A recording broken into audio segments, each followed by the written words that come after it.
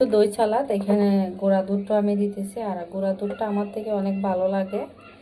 তার সাথে তো এখানে দইটা অবশ্যই দিব। তো আপনারা চাইলে এখানে টক দই, মিষ্টি দই যেটা আপনাদের পছন্দ সেটা দিতে পারেন।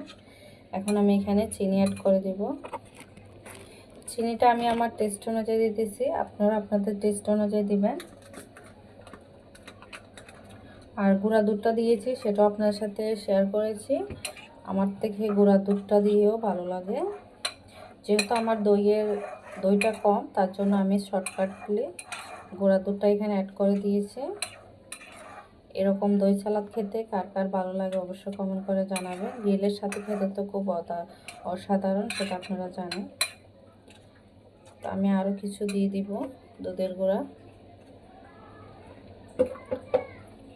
যত দুধ অথবা দই দেওয়া যায় তত এই দই সালাডের টেস্টটা বেশি আসে। তো আমি চিনিটা আর স্বাদটা ব্যালেন্স করার জন্য একটু লবণ দিয়ে দিলাম। সেটাও আপনাদের পছন্দ অনুযায়ী দেবেন, কারণ লবণ না দিলে কোনো কিছুই ভালো লাগে না। তো আমার থেকে তো দই সালাডটা একটু খেয়ে দেখি টেস্ট করে কেমন হয়। মাশাআল্লাহ, খুব দারুণ হয়েছে। তো রুটিটাকে আমি কেটে নিব। যেহেতু আমি ঘরে বানাই নাই, কিনে এনেছি, আমি আমার মতো করে স্লাইস করে কেটে নিতেছি। আপনারাও আপনাদের পছন্দ অনুযায়ী কাটবেন। যেহেতু আমরা সাজাই, একটু ভিডিও বানাই, তার জন্য এটাকে একটু ডিজাইন করে নিতেছি। নয়তো যার যেরকম খেতে ইচ্ছে করে সেইভাবে এটা ছিঁড়ে ছিঁড়ে খেত। এভাবে কাটলে একটু সুন্দর লাগে খাবো, তার জন্য রুটিটাকে একটু সুন্দর করে আমি কেটে নিতেছি।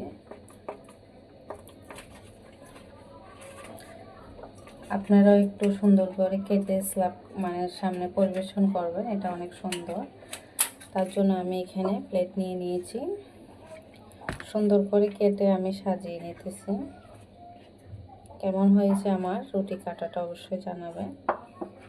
তো আমার পরিবেশন করা হয়ে গেছে, কেমন হয়েছে অবশ্যই জানাবেন। আজকের এই নাস্তা দারুণ রেসিপিটা আপনাদের কাছে কেমন লাগলো অবশ্যই কমেন্ট করে জানাবেন। আসসালামু আলাইকুম। আমার এই ভিডিওটা যদি আপনাদের একটু ভালো লেগে থাকে, আজকে সন্ধ্যার নাস্তাটা, অবশ্যই লাইক কমেন্ট করে আমার পাশে থাকবেন। আর ইউটিউব থেকে দেখলে আমার চ্যানেলটি সাবস্ক্রাইব করে দেবেন। ফেসবুক থেকে দেখলে লাইক কমেন্ট করে আমার পাশে থাকবেন। আপনাদের একটা লাইক, একটা কমেন্ট আমাদের মনে অনেক অনুপ্রেরণা জাগায় একটা ভিডিও বানাতে।